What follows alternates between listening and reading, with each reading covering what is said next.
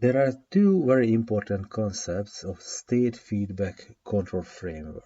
The first concept is the concept of controllability, and the second is the concept of observability.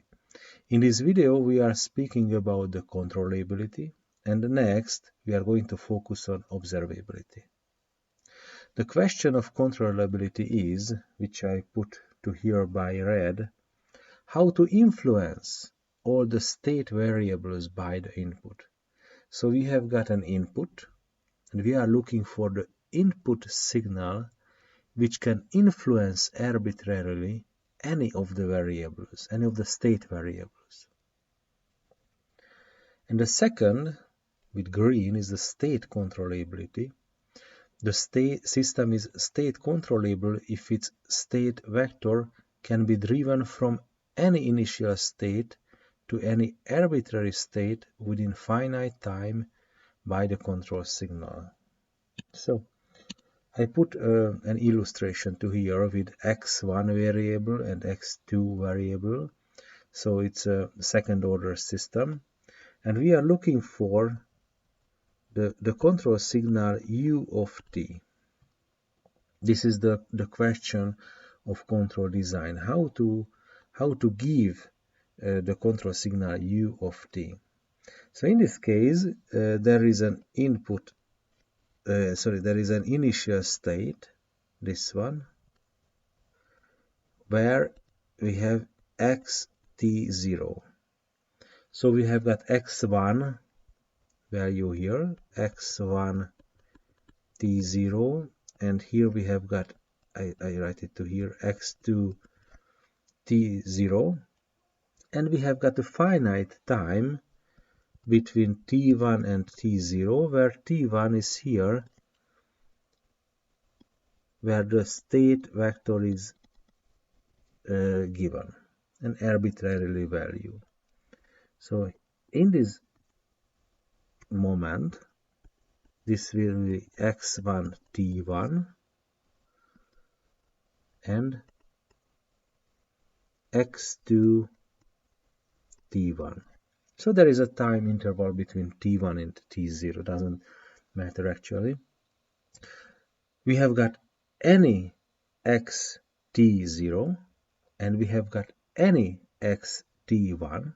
So both the initial state and the final state can be arbitrarily, and we are looking for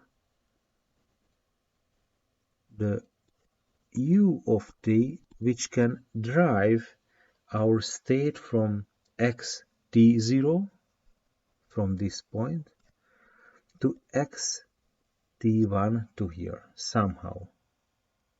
This is the question of controllability. Is it possible or not? If possible, how to do it? How to perform u of t? How to calculate the control signal? And other important thing, which I'm going to draw by red because it's really important, we have got a state value here.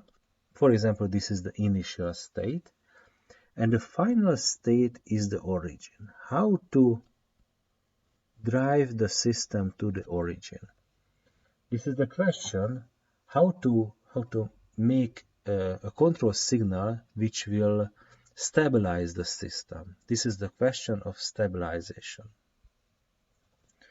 And now I am going to give the condition of controllability.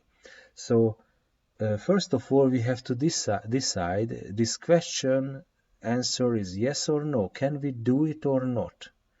If we can do it, how to do it? We are going to work on it later. But at this moment, we have to answer the question: can we do this or not? Can we influence arbitrarily all the state variables by the input or not? So it's quite easy with the controllability matrix, which I put to here. This is the controllability matrix. M index C. C is for controllability. And we can build up this matrix as follows. The first column will be the vector B. The second column will be AB. The third column will be A square B, etc. the last column will be the a to the power of n minus 1 multiplied by b, and n is the number of the states. This is the controllability matrix. This controllability matrix must be invertible.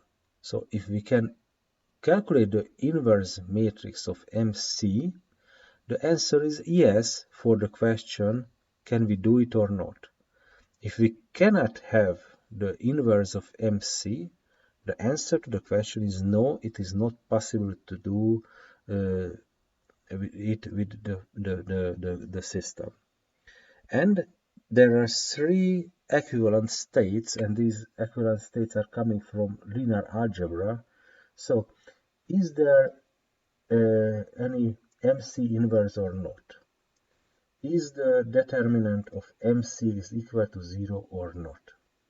MC has n linearly independent columns or not. So these three states are equivalent to each other. So if we can answer any of them, we can decide the question of the controllability with yes or no.